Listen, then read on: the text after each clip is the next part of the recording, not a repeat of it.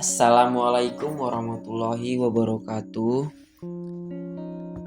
Kami dari kelompok 7 ingin mempresentasikan hasil diskusi kami yang dianggotai oleh Ahmad Muyasar, Yemima Nadia Sidabutar, Tumpal Martin Sianipar, dan Joshua Mertua Limbong. Kita langsung saja ke materi. Yang pertama itu ada sifat fisik, di mana sifat fisik dari produk pertanian sangat diperhatikan dalam penanganan pasca panen, terutama dalam kegiatan sortasi maupun grading. Sifat fisik dari produk pertanian terdiri dari berat, volume, bentuk, warna, tekstur, berat jenis, dan kadar air.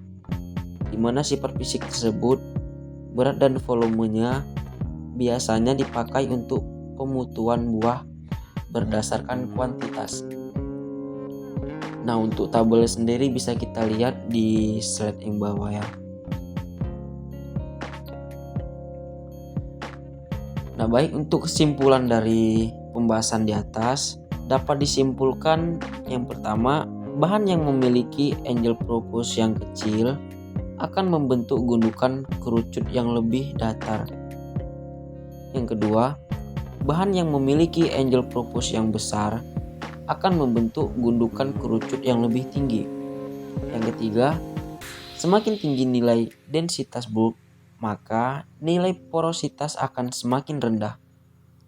Yang keempat, volume densitas, sudut angel propose, dan densitas bulk, serta sifat fisik lainnya pada suatu bahan pangan berperan penting dalam kegiatan sortasi dan grading, serta dalam pendesainan alat-alat penyimpanan hasil pertanian seperti hopper dan silo.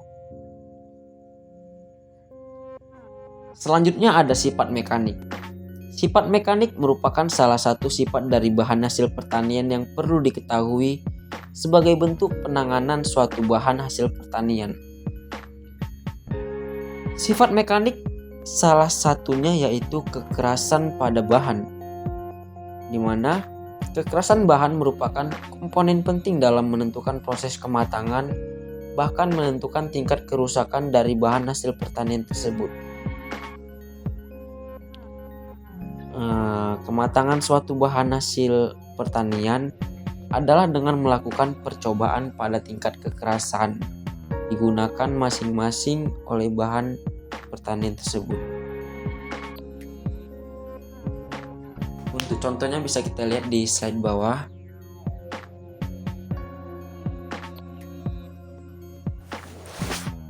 Selanjutnya ada sifat aerodinamis.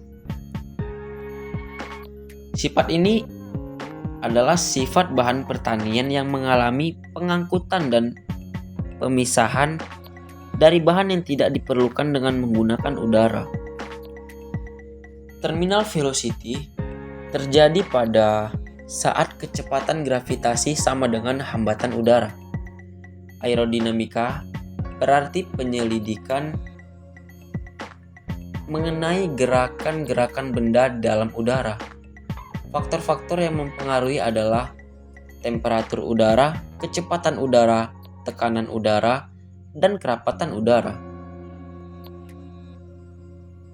Untuk contohnya bisa kita lihat di slide selanjutnya. Untuk kesimpulan dari sifat aerodinamis ini yaitu produk pertanian merupakan sifat yang menggunakan udara sebagai medium untuk melakukan percobaan terkhusus gabah dan beras. Faktor-faktor yang mempengaruhi terminal velocity adalah massa, percepatan gravitasi, massa jenis, dan luas permukaan dari bahan tersebut. Sifat aerodinamis adalah sifat bahan pertanian yang mengalami proses pengangkutan dan pemisahan dari bahan yang tidak diperlukan dengan menggunakan udara. Semakin berat massa udara bahan, maka nilai terminal kecepatannya semakin kecil. Semakin besar massa suatu bahan, maka semakin besar pula nilai drag coefficient-nya.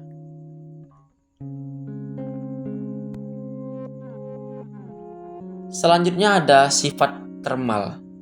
Konduktivitas atau keterhantaran termal adalah suatu besaran intensif bahan yang menunjukkan kemampuannya untuk mengantarkan panas. Konduksi termal adalah suatu fenomena transport di mana perbedaan temperatur menyebabkan transfer energi termal dari suatu daerah benda panas ke daerah yang sama pada temperatur yang lebih rendah. Difusivitas termal adalah konduktivitas termal dibagi dengan massa jenis dan panas jenis pada tekanan yang konstan. Untuk contohnya bisa kita nextkan di slide berikutnya.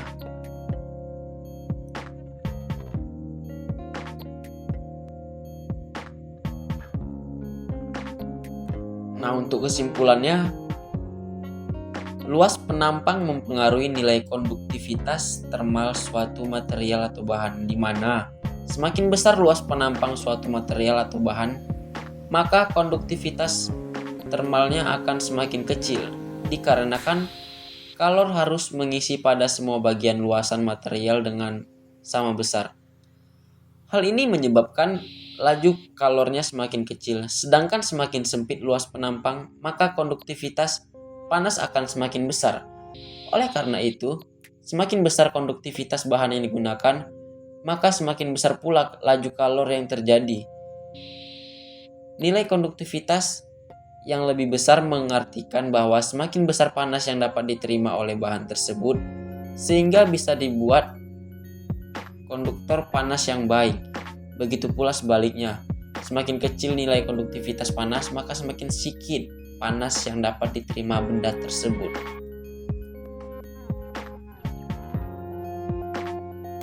Selanjutnya ada sifat gesek.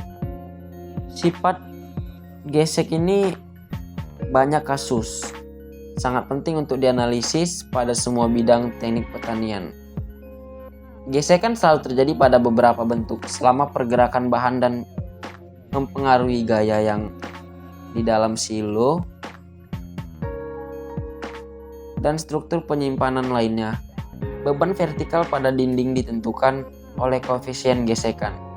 Selama pemindahan struktur penyimpanan lainnya, beban vertikal pada dinding ditentukan oleh koefisien gesekan.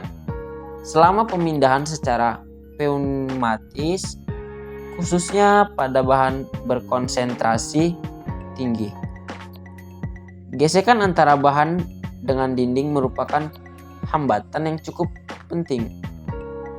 Perilaku produk curah dan butiran sangat tergantung pada nilai koefisien gesekan. Gesekan berperan selama proses pemotongan dan pengopresan produk pertanian. Gaya gesek adalah gaya yang berarah melawan gerak benda atau arah cenderung benda akan bergerak. Gaya gesek muncul apabila dua buah benda bersentuhan. Benda-benda yang dimaksud di sini tidak berbentuk padat, melainkan dapat pula berbentuk cair ataupun gas. Untuk contohnya tabelnya bisa kita lihat di slide bawah. Selanjutnya ada sifat elektrik.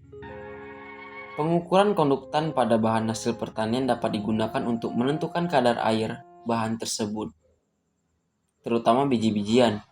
Dalam penggolongan biji-bijian yang kecil, maka dibuat dengan menggunakan sifat listrik berdasar besarnya muatan elektrositatis dalam bahan. Kapasitas pengisian muatan listrik oleh bahan terutama ditentukan oleh sifat konduktivitasnya. Peranan sifat listrik dalam bahan pangan. Untuk pemilihan atau sorting pada benih, konduktan dan kapasitas diperlukan dalam alat untuk penentuan kadar air pada biji-bijian. Selanjutnya, pemanasan dielektrik berperan dalam pengeringan berbagai tipe radiasi elektromagnetis Sering digunakan dalam penanganan bahan dan digunakan untuk sterilisasi. Untuk tabelnya bisa dilihat di slide bawah. Di slide itu ada ditampilkan serelia atau kacang-kacangan, buah dan sayuran,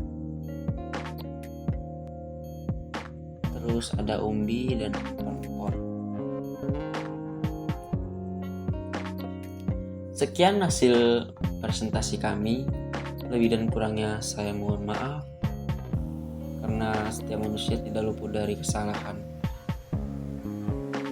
Thank you. Assalamualaikum warahmatullahi wabarakatuh.